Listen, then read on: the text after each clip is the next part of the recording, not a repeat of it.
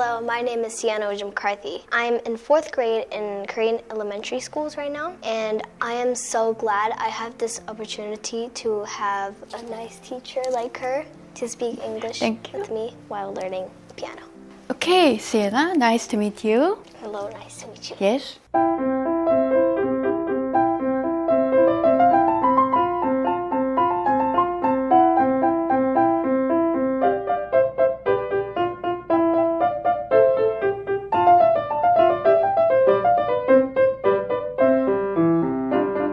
This is a very famous piece for young students, especially for competitions in Korea. I would like to point out a few things for today's lessons. First thing is the overall tempo. So in this sonatine or sonata form, one must strictly follow the rhythm and tempo. When you play this movement, then you should stick to one tempo. Yes, that's the first thing I would like to point out to you. And the second thing is actually how you use your fingers. You use it very well, but of course there is always a room for improvement, and that is for not only for you, but that is for everybody. So I would like to work on your finger skills a little bit, especially when you work on the scale. Yeah? These passages going up and down. So these are called scales, and I would like to learn with you how to play the scales better, because that is a very important skill for pianist. Yeah. And then lastly but not least, I would like to see how we could make this music a little more musically. These are three things that we would like to focus on today.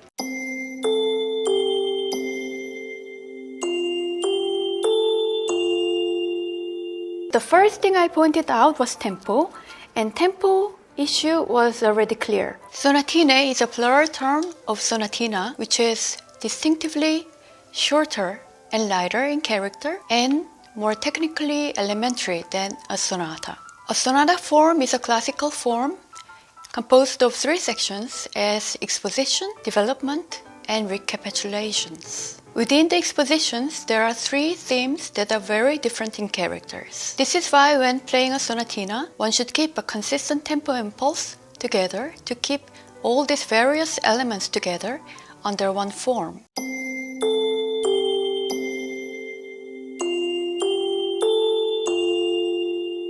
Now, the second point, how to play scales. So Sienna, so for us pianists, of course, we have many scales to learn. What's the best position to put your fingers on the keyboard? Like you put an egg inside? Yes, that's the best possible answer. But do you know why it's an egg and not an apple? Because eggs are oval, maybe?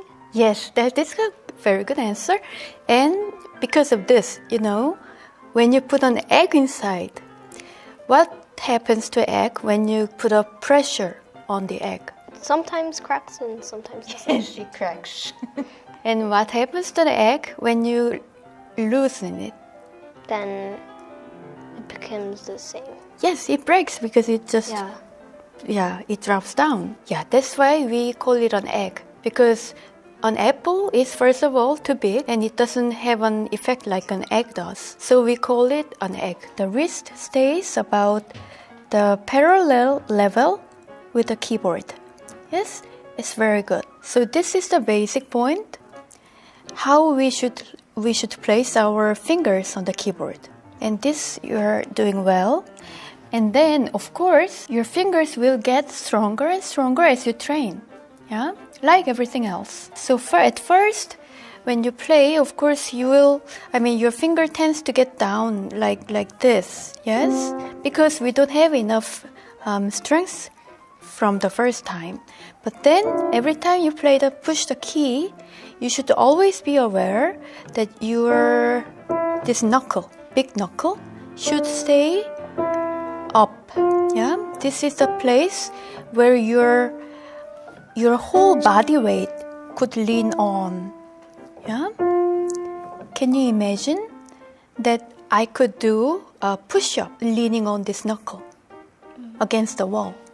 Okay. So of course it takes time. But that's the basic thing. Okay? Okay, so that was the basic posture, our finger position. And let's start the scale. Yes, very good, very good. What I wanted to explain is this. Look, when we go up, our Knuckles? yes, this knuckle and the way it looks, the way it built is a little bit like, has a shape like this. So it's not like parallel, exactly parallel, but you will see that it's a little bit lopsided. You see? So this is the natural position that when you go up, the angle is like this. So this side is a little bit open, yes? And then when you move down, it'll be the other way around so your wrist is following your hands, your fingers, anywhere it goes. And that is true for your elbows too. So your elbow and wrist are free as long as they are following and supporting your fingers. Okay? Yes. But one thing you never should do, which is bending your wrist. Okay? When you go over your thumb, especially when you move your thumb, some people do this. They want to connect the thumb. So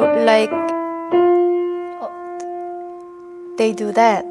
Some people, they are trying to connect mi and fa. So they bend this way or that way. And that's exactly what we should not do. So let's try once more and see. Okay, and then, yes, very good. Here is another scale. It starts from here. Very good. Now this time, let's do this. Let's try. Yes, very good.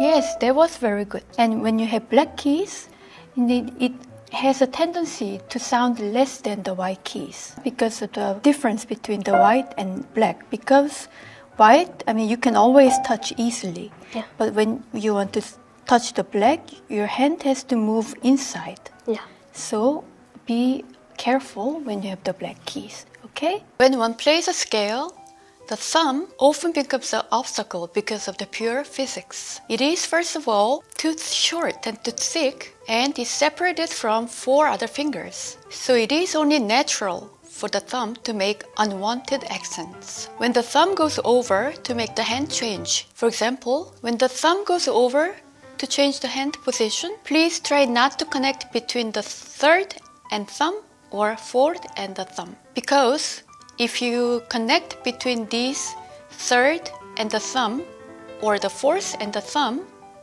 it will result only in a bent wrist.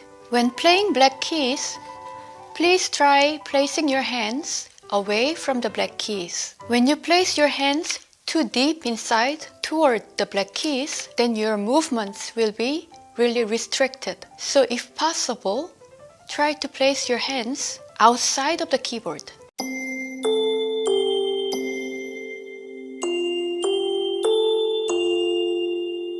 Now I would like to focus on how to make this music a little more musical. Yes. When you play this, what's the image you have in your mind? When I see the other page too, Yeah. the first page and the second page too is kind of happy. Yes, very good. But later on the next page, it's kind of the part where dun dun dun dun dun dun dun Yeah. dun dun. That part is kind of, that was my favorite part though, but it was kind of like angry or aggressive. That's correct. This part. Yes, that's where it gets a little upset, and yeah, you're correct. Wow, it's great. You already have an overall image of this. It is one thing that you have an image, and it's another to express it. Yes. So that everybody who hears you can feel it. And then to do that, of course, we have this a lot of things to express you can play with. And then now let's start again and let's try to bring out the happiness. Yes. And then let's see what happens, okay? Yes. Okay.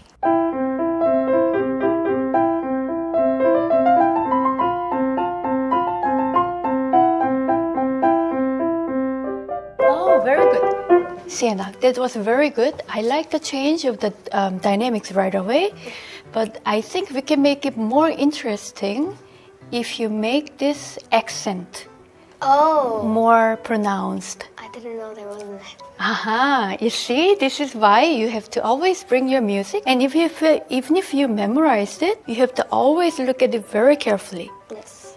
Because what we have to do is all written. And you see, this is not only an accent, but there is also this little slur. You see, this is a very important skill. These two notes are tied together. Yes.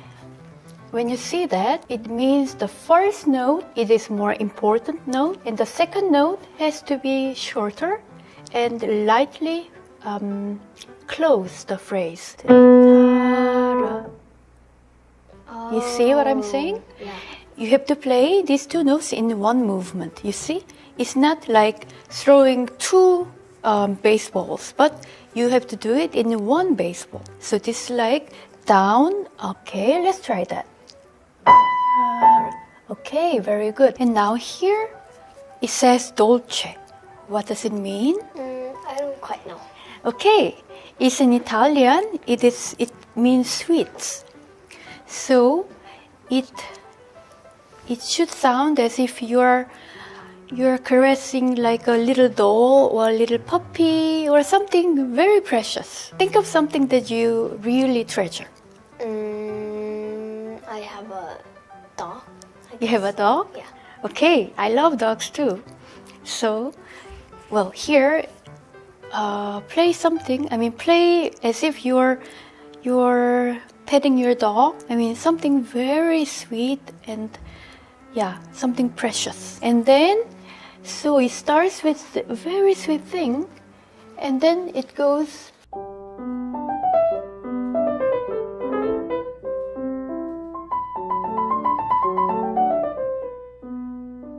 Still very sweet, right?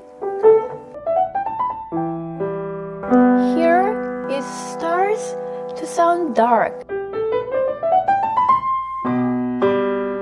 It brings out the character that we had before.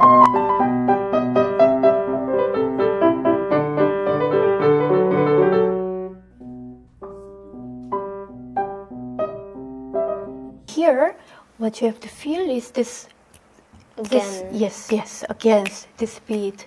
Well, it's quite groovy, yeah? Yeah. When making the music, we are trying to recreate the beautiful music written by the composers. Since most of the composers who written these beautiful musics are not with us anymore, we do not know how beautiful their music was or is. The only way we can find out is by following what the composers have written on their music. So it is not only the notes, but everything the composers have written, including dynamics, tempo markings, articulation, etc. So everything that is written in the music is for us like a piece of map, leading us to the most beautiful music making.